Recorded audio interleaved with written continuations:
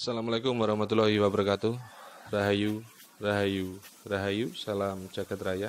Oke lor, kali ini saya akan membahas beberapa tema. Adapun tema yang kali ini yang akan saya bahas adalah kenapa saya menunggu Raja RI atau utusan Raja RI untuk menemui saya. Sekedar dulu ingat kembali, di video-video saya yang lalu sudah saya sampaikan, di setiap saya bermeditasi, di setiap saya bersemadi, dan di setiap saya memohon kepada Sang Ilahi agar keruwetan yang terjadi di jagat raya ini segera selesai. Akan tetapi di setiap saya bersemadi, di setiap saya bermeditasi, selalu dan selalu Allah memberi petunjuk untuk menunggu utusan Raja RI atau menunggu Raja RI untuk menemui saya. Allah selalu memberi petunjuk seperti itu.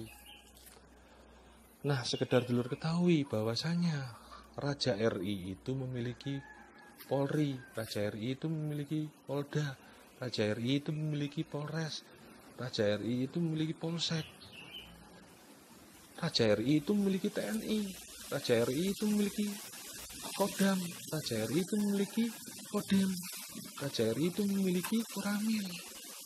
Dan sekedar dulur ketahui lagi bahwasanya Raja RI itu memiliki gubernur, Raja RI memiliki bupati, Raja RI memiliki camat, dan yang lainnya. Nah, dari semua yang saya sebutkan tadi kan bisa didelegasikan atau bisa diutus menemui saya dengan membawa surat resmi dari Raja RI. Setelah utusan atau delegasi Raja RI menemui saya dengan membawa surat resmi, syukur-syukur saya bisa berkomunikasi lewat video call dengan Raja RI. Setelah itu saya berangkat pergi memenuhi dan menemui Raja RI. Beda loh lur, kalau ujuk-ujuk saya langsung ke istana tanpa diundang. Beda lur. Ya kalau nggak dikira saya bagaimana.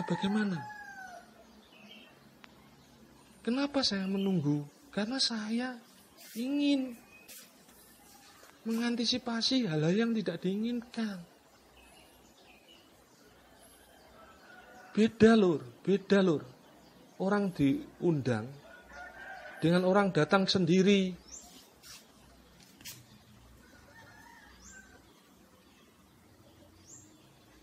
Paham apa enggak lur di sini? Saya melakukan seperti ini bukan saya mengemis, bukan saya mengibah.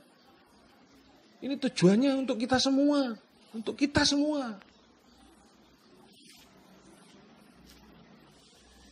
Kenapa saya menunggu utusan Raja RI atau Raja RI menemui saya? Karena satu, saya menjaga amanah dari Sang Ilahi. Kedua, saya mengantisipasi hal yang tidak diinginkan. Paham ya dari sini ya lur ya? Kalau paham saya lanjutkan ke tema yang selanjutnya. Di era bencana Nabi Nuh, sebelum terjadinya bencana, Nabi Nuh sudah mengingatkan ke semua orang. Bahkan setiap hari atau sering kali Nabi Nuh mengingatkan ke semua orang, mayoritas orang mengabaikan dan tidak mengindahkan. Dan hanya 68 orang yang mengindahkan apa yang dikatakan Nabi Nuh.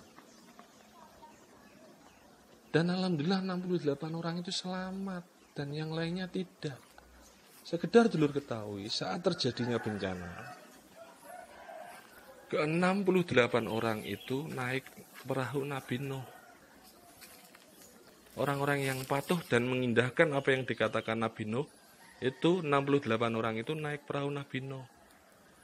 Bahkan saat itu anak Nabi Nuh disuruh naik ke perahu Nabi Nuh tidak mau. Justru anak Nabi Nuh lari ke dataran tinggi atau ke pegunungan dengan asumsi dan dengan pikiran bahwasanya kalau dia di dataran tinggi atau di pegunungan dia akan selamat. Dan anak Nabi Nuh juga berasumsi atau berpikir kalau naik perahunya Nabi Nuh tidak akan selamat. Justru apa yang terjadi? Orang-orang yang naik perahunya Nabi Nuh malah selamat. Anak Nabi Nuh yang naik ke dataran tinggi dan ke pegunungan itu tidak selamat.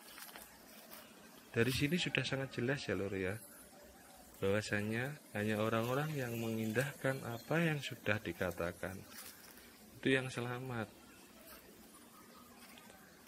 Dan sekedar mengingatkan ya lur ya, sekedar mengingatkan, saya sudah sampaikan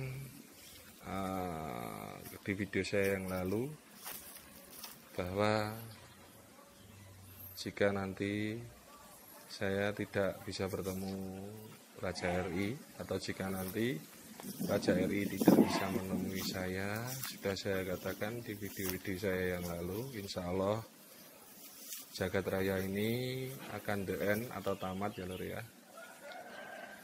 Dan dari sini saya mengingatkan ke dulur-dulur semua, ayo lur, kita persiapkan diri kita.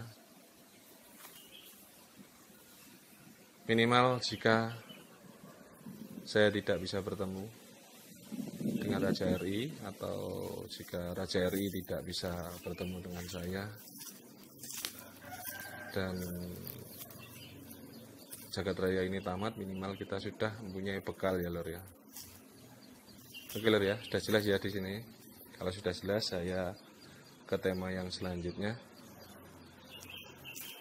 Sekedar dulu ingat kembali bahwa 7 Ramadan 2020 atau bulan 8 Jawa 2020 atau bulan Mei 2020, kala itu saya muncul di jagat raya sebagai Satria Piningitnya, sekaligus menjalankan tugas pertama saya. Adapun tugas pertama saya kala itu ada fenomena meteor akan menabrak bumi. Dan alhamdulillah ya lur ya, meteor atau asteroid itu tidak menabrak bumi ya lur ya. Alhamdulillah meteor itu bisa berbelok, tidak menabrak jagat raya.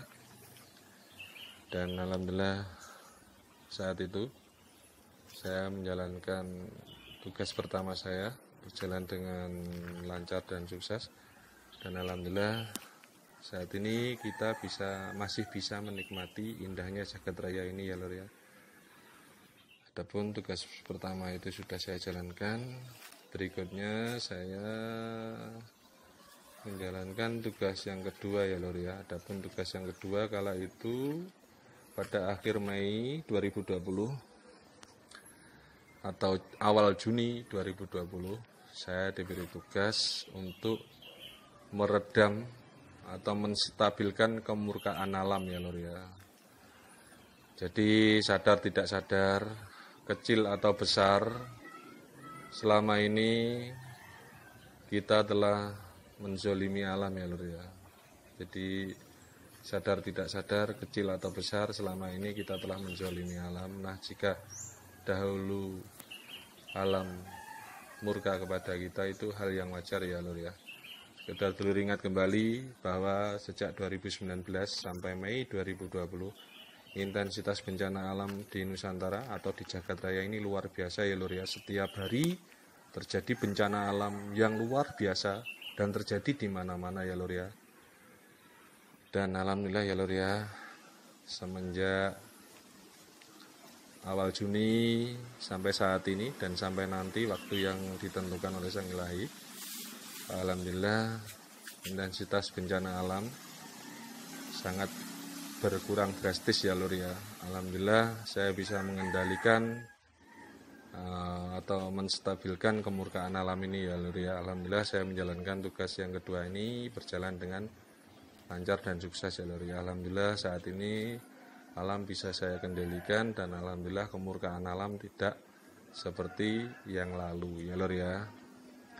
Adapun setelah tugas itu saya menjalankan tugas yang ketiga untuk menyampaikan pesan eling lan waspada ya lur ya. Waktu itu di video saya sudah saya sampaikan, kita harus eling kita itu siapa dan kita itu berasal dari mana, dan kita itu hidup berdampingan dengan siapa, serta kita harus waspada ya lur ya.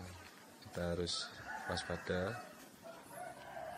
Sudah sangat jelas ya lur ya, di video saya yang lalu sudah saya sebutkan, kita itu harus eling, kita itu siapa, dan kita itu berasal dari mana, dan kita itu hidup berdampingan dengan siapa. Insya Allah kalau kita eling, insya Allah kita akan tetap dan selalu ingat kepada Allah Subhanahu wa Ta'ala ya lur ya.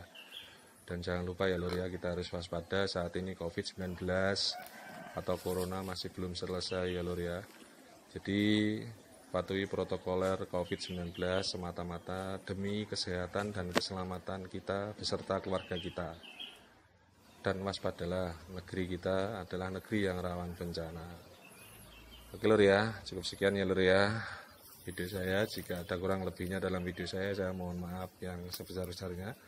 Jika ada kata-kata saya yang kurang sopan dan jika ada kata-kata saya yang kurang berkenan, sudilah untuk dimaafkan. Saya hanya hamba Allah yang penuh salah dan dosa.